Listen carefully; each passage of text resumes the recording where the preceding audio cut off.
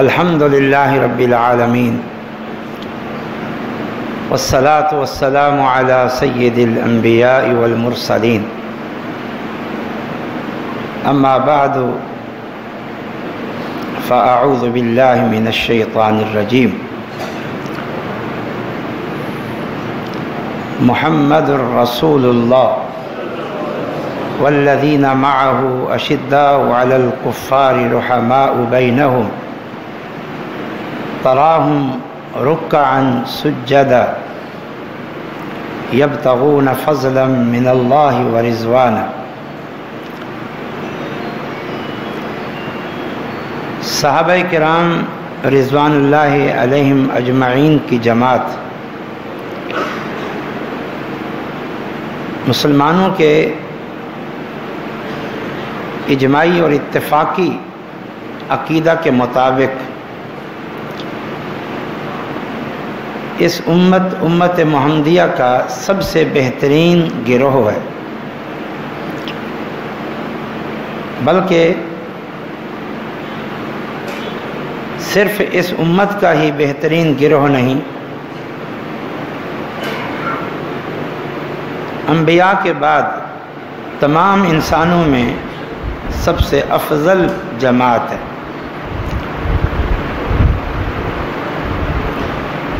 نبی کریم صلی اللہ علیہ وسلم نے خود ارشاد فرمایا، خیر الناس قرنی، سب سے بہترین لوگ میرے زمانے کے لوگ ہیں۔ بلکہ اس سے قبل اللہ تعالیٰ نے ارشاد فرمایا، کنتم خیر امت اخرجت للناس، اے امت محمد صلی اللہ علیہ وسلم تم سب سے بہترین امت ہو،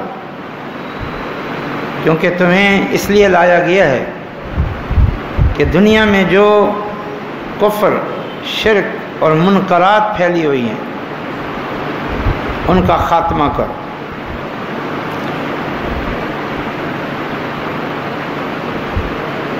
اور اس امت کا جو پہلا طبقہ ہے اس نے یہ کام بھرپور انداز میں کیا ہے، اور کنتم خیر امت کا پہلا مصداق بھی یہی گروہ ہے۔ تو پھر یقیناً جو طبقہ سب سے افضل ہے، سب سے بہترین ہے، تو پھر اگر کوئی ان کی حرمت کو پامال کرتا ہے،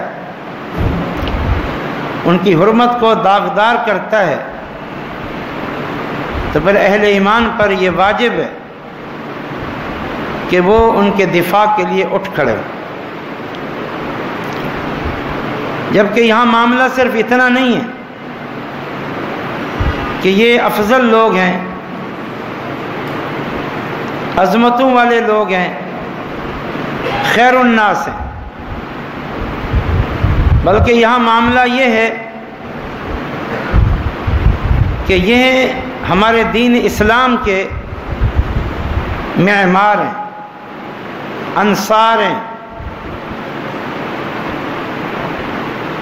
اس دین اسلام کی بنیادوں کو قائم کرنے والے ہیں۔ اور مزید یہ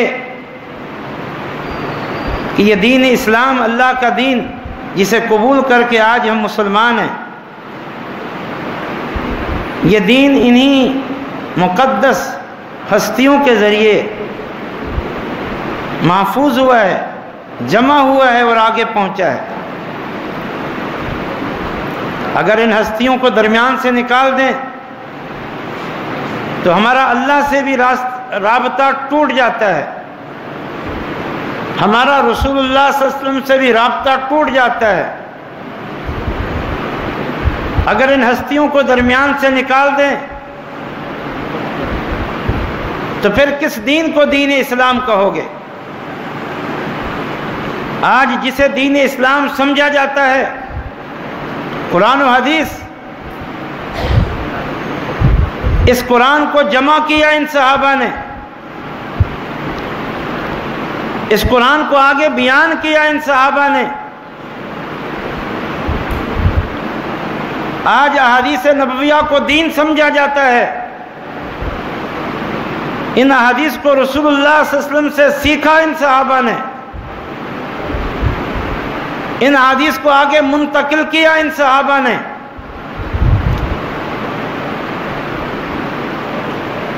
آج رسول اللہ صلی اللہ علیہ وسلم کی سیرت طیبہ کو ہم دین سمجھتے ہیں اور بجا سمجھتے ہیں. اس سیرت طیبہ کو رسول اللہ صلی اللہ علیہ وسلم سے سیکھا، جمع کیا اور آگے امت تک اس امانت کو پہنچایا صحابہ نے. اگر ان کو مطعون قرار دے دیا جائے، ان کی عدالت کو مجروح قرار دے دیا جائے اور ان کو راستے سے ہٹا دیا جائے تو دین کی عمارت زمین بوس ہو جائے گی. مسلمانوں تمہارے پاس کچھ بھی نہیں بچے گا، تم کنگال ہو جاؤ گے، تہی دامن ہو جاؤ گے اور پھر سوائے گمراہی کے کچھ بھی نہیں. اور یہ جو دشمنان صحابہ ہیں ان کا مقصد بھی یہی ہے. ہم کہتے ہیں اور بجا کہتے ہیں یہ دشمنان صحابہ ہیں، لیکن حقیقت میں یہ دشمنان اسلام ہیں، حقیقت میں یہ دشمنان دین ہیں. ان کو دشمنی صحابہ سے کیوں ہے؟ صحابہ کا بغض ان کے دلوں میں کیوں ہے؟ اس کی بنیاد اسلام ہے. اس لیے کہ اسلام نے آ کر ان صحابہ کرام کی کوششوں سے اسلام پورے جزیرہ عرب میں بھی غالب ہوا، پھر روم اور ایران پر بھی غالب ہوا اور دیگر دنیا پر بھی غالب ہوا.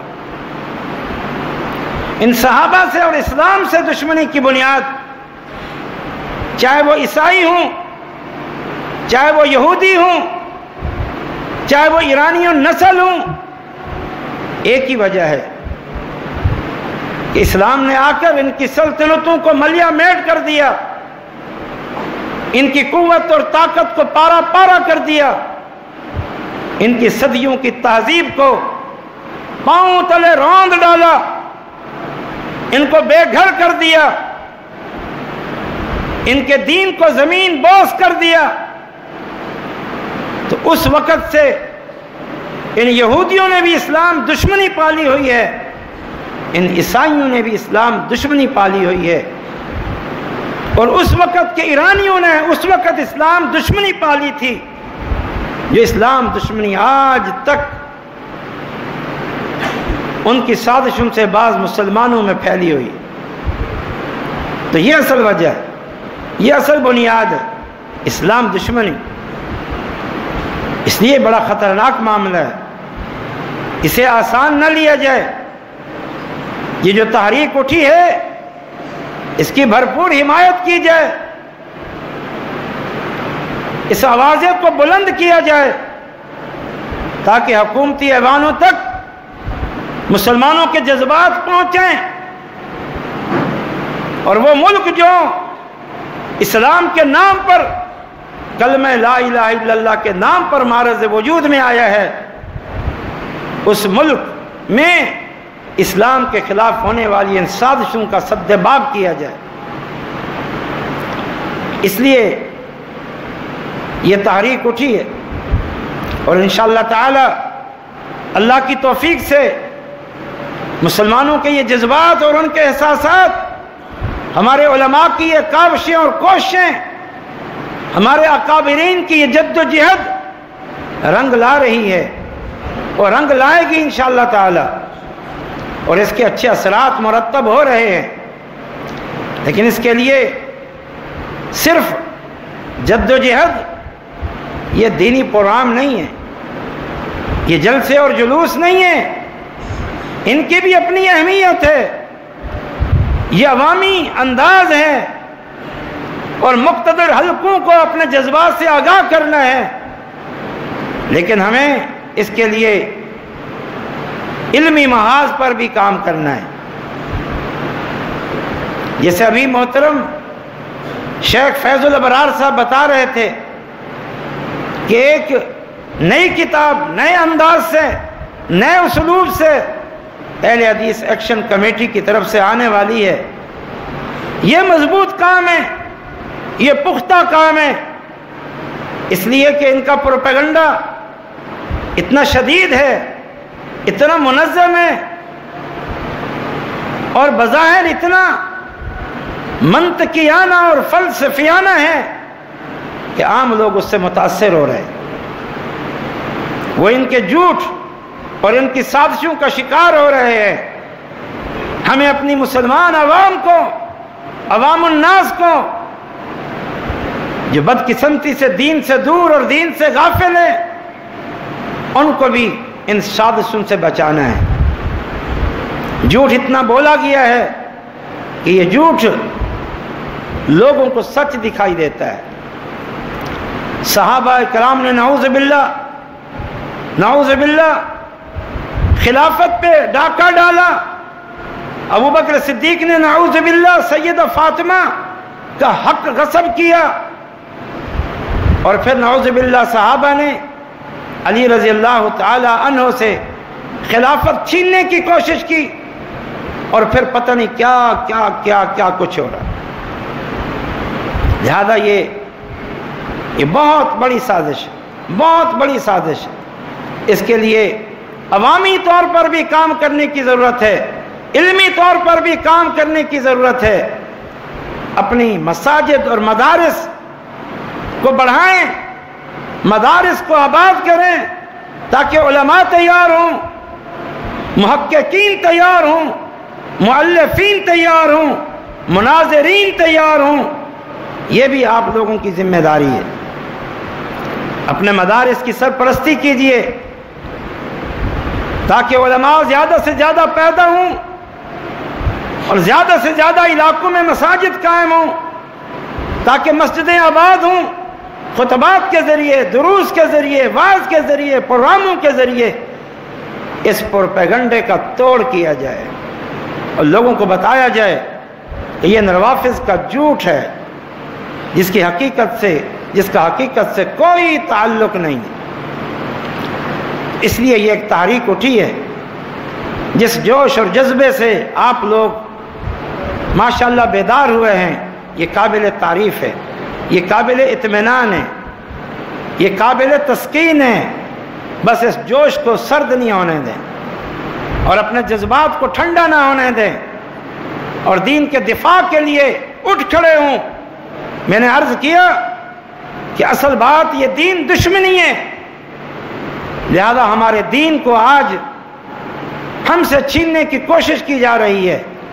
آپ دیکھیں جب صحابہ کو مطعون قرار دے دیا گیا، ان کو مجروح قرار دے دیا گیا، ان پر فسق کے بلکہ نعوذ باللہ کفر کے فتوے لگ گئے، تو قرآن ان کے ذریعے آیا، احادیث ان کے ذریعے آئی، پھر یہ دونوں چیزیں ختم ہو گئیں، اور آج یہ دشمنان اسلام یہ نہ صحیح معنوں میں، حقیقی معنوں میں اس قرآن کو کامل اور مکمل مانتے ہیں، منزل من اللہ مانتے ہیں، اور نہ ہی احادیث کے دوسرے مجموعہ صحاح ستہ اور دیگر کتب حدیث کو وہ معتبر مانتے ہیں۔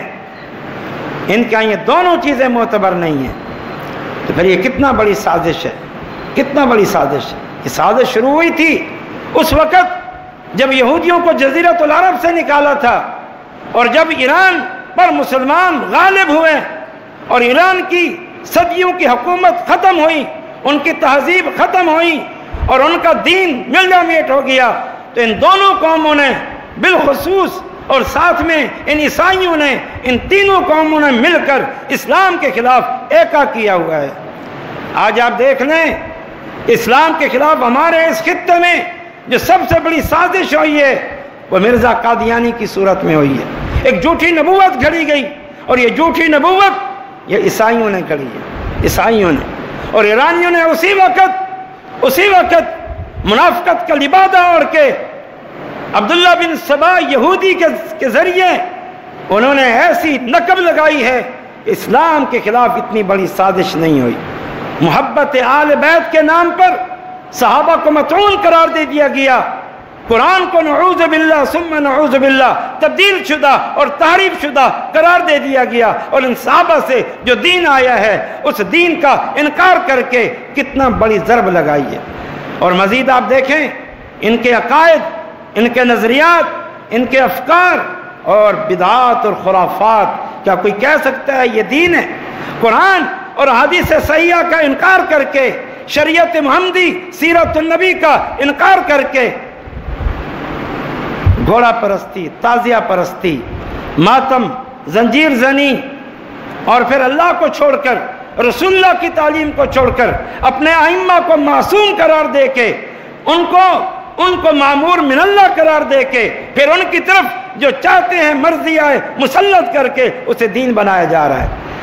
تو اس لیے ہمارے جذبات بہت زیادہ ابھرے ہوئے ہیں، اور ہم امت کو بھی اس خطرے سے آگاہ کرنا چاہ رہے ہیں۔ یہ سارے پروگرام اسی سلسلے کی کڑی ہے کہ اس خطرے سے آگاہ کیا جائے، عوام کو بھی اس خطرے سے آگاہ کیا جائے، تجار کو بھی اس خطرے سے آگاہ کیا جائے، ان ذمہ داران کو جو الحمدللہ اسلام کی دولت سے مالامال ہیں، جس طرح ان کی یہ ذمہ ہے اس ملک کے سرحدوں کے پاسبان بنے، اسی طرح ان کی ذمہ داری ہے کہ وہ اس ملک کی نظریاتی سرحدوں کی بھی حفاظت کریں۔ یہ لوگوں کو، ذمہ داران کو جگانے کی یہ تحریک ہے، انشاءاللہ یہ ضرور اپنے منطقی انجام تک پہنچے گی۔ اور آخری بات میں دوبارہ دہراؤں گا کہ علمی کام کی ضرورت ہے، مساجد اور مدارس کی سرپرستی، علماء اور طلباء کی سرپرستی، دینی کتب کی نشر و اشاعت، ان سلسلے کو بہت زیادہ تیزی سے جاری ہونا چاہیے، تاکہ اس عوامی کام کے ساتھ ساتھ صحیح معنی میں ایک علمی اور منہجی کام بھی ہو، تو انشاءاللہ بڑا فائدہ ہوگا۔ اللہ